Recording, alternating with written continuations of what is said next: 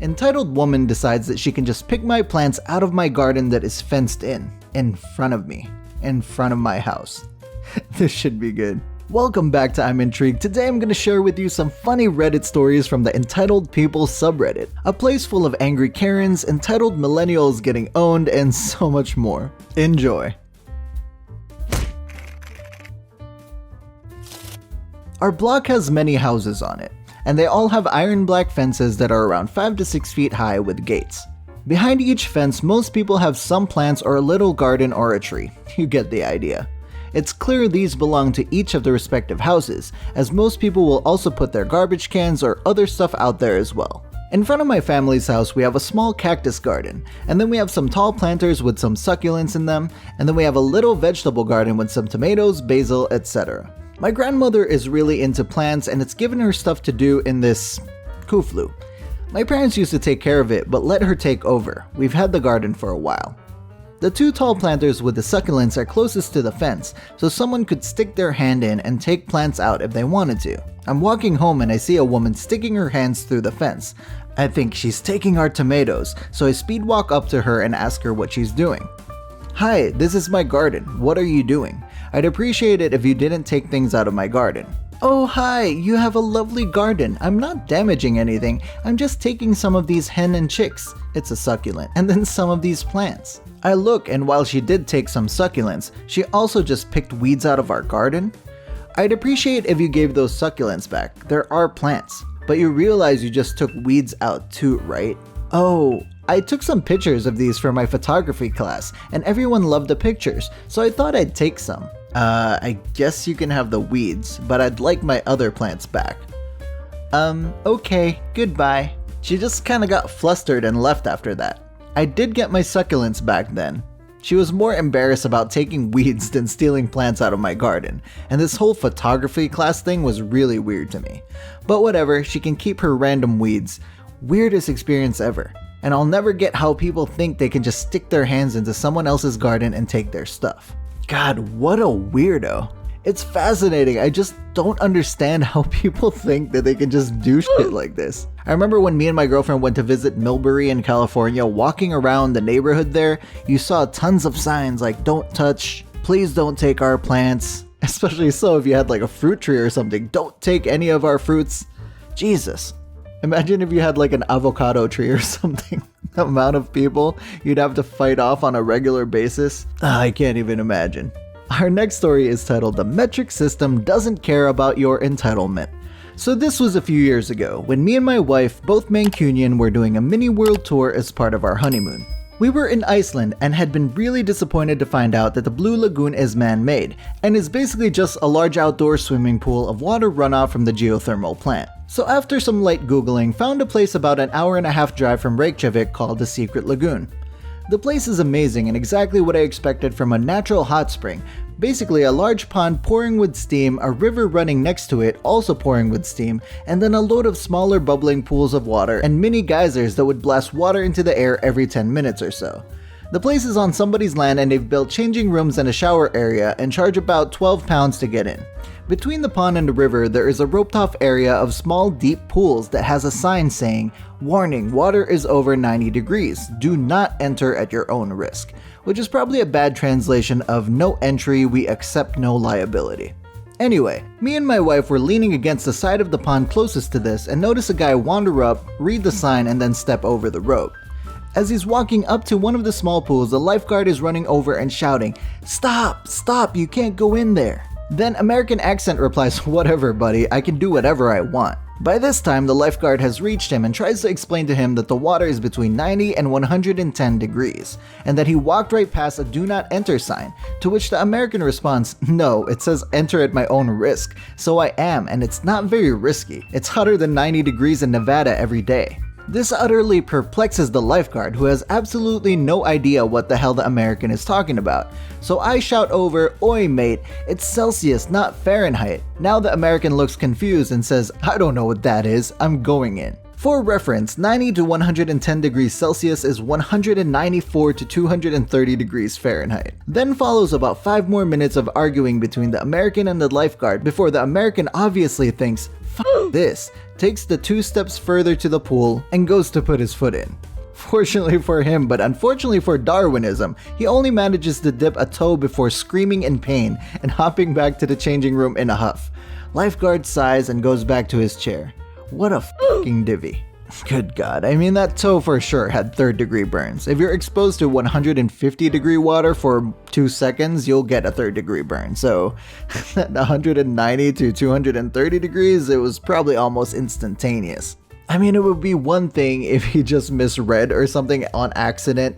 Like, he's in a foreign country, he doesn't really know what he's doing, but when you have multiple people warning you and you're still being an arrogant asshole, you're kind of just asking for it at that point. I especially love the "whatever, buddy, I can do whatever I want." Reminds me of Eric Cartman from that one South Park episode. Whatever, I do what I want. Anyway, great story, what an idiot. And last up we have really nasty lady tried to kill my niece. My God. It's been a freaking wild day. This really started about a week ago when my wife's brother, his wife, and their daughter came to town.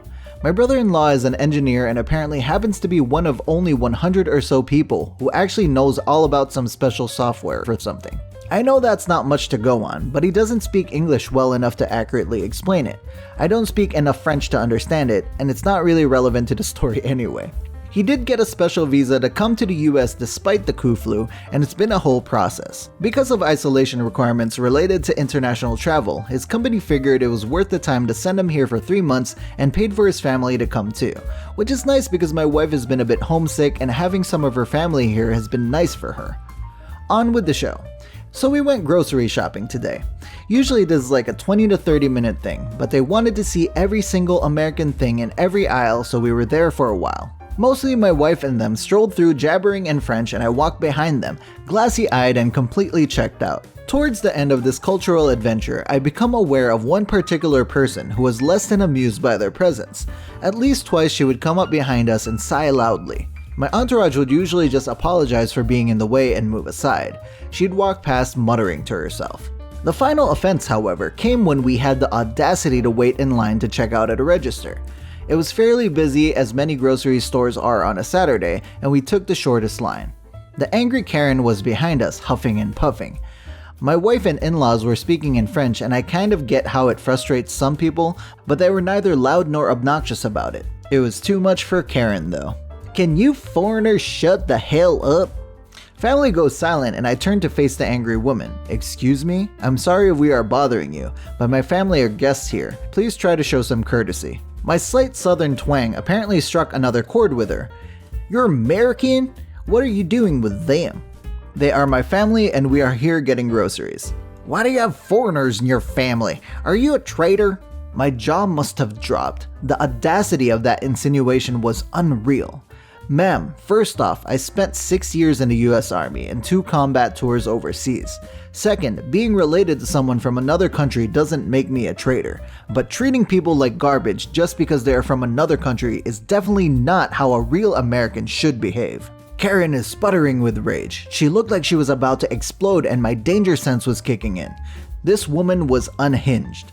A manager showed up because we were causing quite the ruckus and asked what was going on. Before I could say anything, Karen explodes. "They are a bunch of foreigners and they are talking Muslim and probably plotting to blow up the store, and you need to call the cops and arrest them and..." Manager was shocked by this outburst and it took him a second to get her to calm down.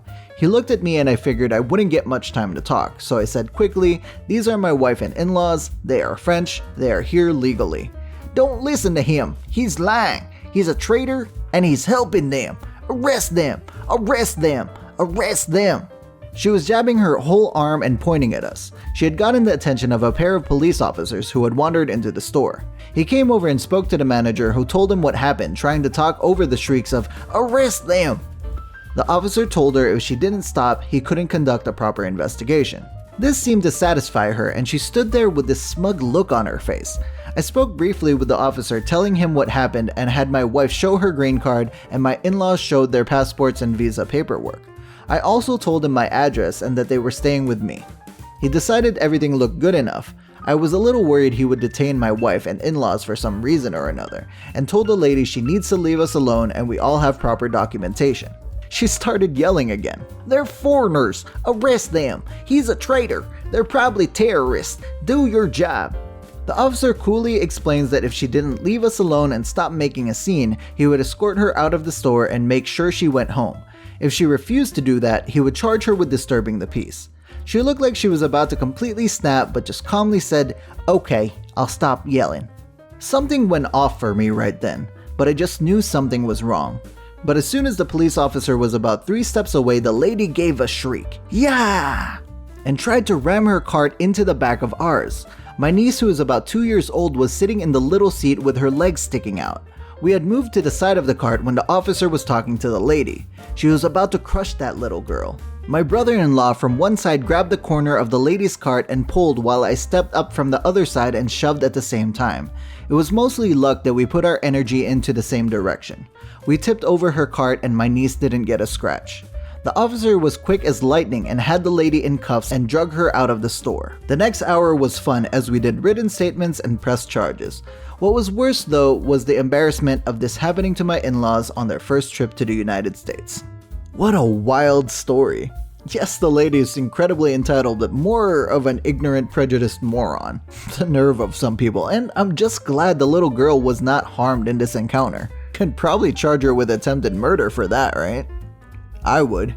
But those are all the stories I got for you today. If you enjoyed this video and want us to make more videos just like this one, hit that like button, share this video with everyone you can, subscribe and hit that notification bell so you don't miss any videos from us in the future.